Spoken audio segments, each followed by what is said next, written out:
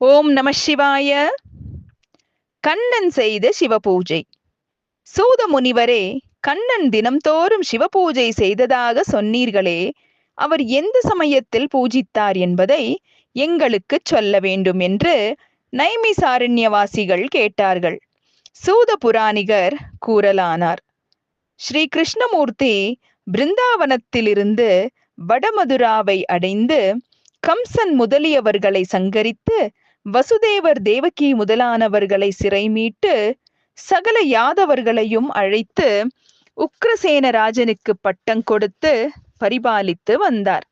பிறகு ஸ்ரீ கிருஷ்ணன் தந்தையால் உபநயனம் செய்விக்கப் பெற்று அவந்தி பட்டினத்திலுள்ள சாந்திபன் என்ற குருவை அடைந்து சேவித்து அவரால் சிவ பஞ்சாட்சர மந்திர உபதேசம் பெற்று அந்த சிவமந்திர பிரபாவத்தால் குறுகிய காலத்திலேயே சகல வித்தைகளையும் கற்றுணர்ந்து முதலையால் விழுங்கப்பட்டு மறைந்த அந்த குரு புத்திரனை கொண்டு வந்து குரு காணிக்கையாக கொடுத்து மதுராபுரியை அடைந்து அநேக தைத்தியர்களுடன் போர் செய்தார்.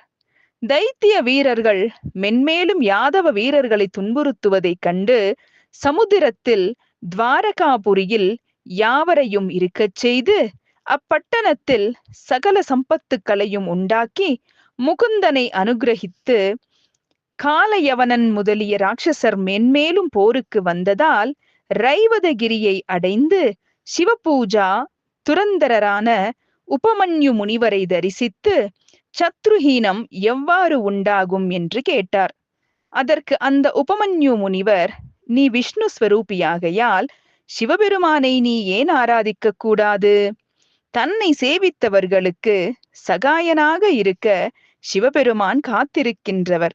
ஆகையால் நீ சிவபூஜை செய்யும் பட்சத்தில் சகல சத்ருக்களையும் ஜெயிப்பாய் என்று கூறி சிவமந்திரத்தை உபதேசித்தார். அதுபோல ஸ்ரீ கண்ணனும் சப்தமாச தீட்சையை வகித்து கமலம், வில்வம், சதபத்திரம், குசை, கரவீரம், அருகு, வெள்ளெருக்கு முதலிய அநேக விதமான மலர்களை கொண்டும் தியான யோகத்தாலும் பூஜை செய்தார். அதனால் சிவபெருமான் கண்ணனின் பக்திக்கு மகிழ்ந்து காட்சியளித்து, கிருஷ்ணா, நீ விரும்பிய வரத்தை கேள் என்றார்.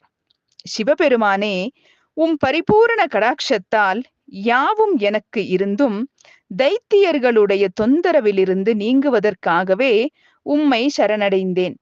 பூர்வத்தில் என் பெரியோர் யாவரும் உம்மை ஆராதித்திருக்கிறார்கள்.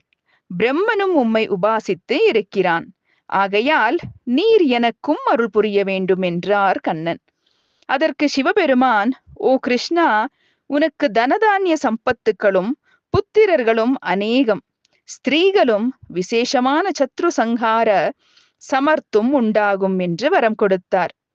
அப்போது அருகே இருந்த பார்வதி தேவியும் மகிழ்ந்து பல வரங்களை கொடுத்தாள். சிவசக்தியர் கொடுத்த வரங்களால் கண்ணபிரான் மகிழ்ந்து, மகாதேவா, பூர்வத்தில் சுதர்சனம் என்னும் சக்கரத்தை எனக்கு கொடுத்து காத்தீர். அந்த சக்கரத்தால் ராட்சசர்களை ஜெயித்து கொண்டிருந்தேன். இப்பொழுதும் வரங்கள் பலவற்றை தந்தீர் என்று விசேஷமாக போற்றி பூஜித்தார். கருணாநிதியான சாம்பவமூர்த்தி, நீ போவாயாக, உனக்கு விசேஷமான சுபங்கள் உண்டாக தயை செய்வோம் என்று கூறி அனுப்பி வைத்தார். கிருஷ்ணன் துவாரகையை அடைந்து மகிழ்ச்சியாக வாழ்ந்திருந்தார்.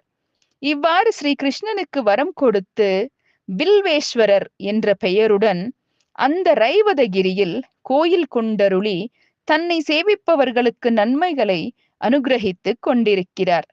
கிருஷ்ணன் 7 மாத காலமும் வில்வத்தலங்களாலேயே சிறப்பாக அர்ச்சனை செய்த காரணத்தால் அந்த சிவலிங்க மூர்த்தத்துக்கு வில்வேஸ்வரர் என்ற பெயர் உண்டாயிற்று.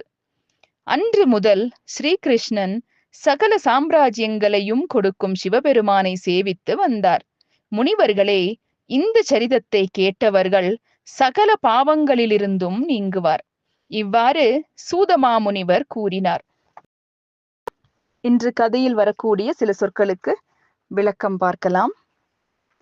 துரந்தரர் அப்படின்னா ஒரு பொறுப்பை ஏற்றுக்கொள்பவர், அதாவது ஒரு செயலை செய்து அதில் வெற்றியும் பெற்று வெற்றி பெறும் வரை முயற்சி செய்து ஜெயிப்பவர் அப்படின்னு அர்த்தமாம்.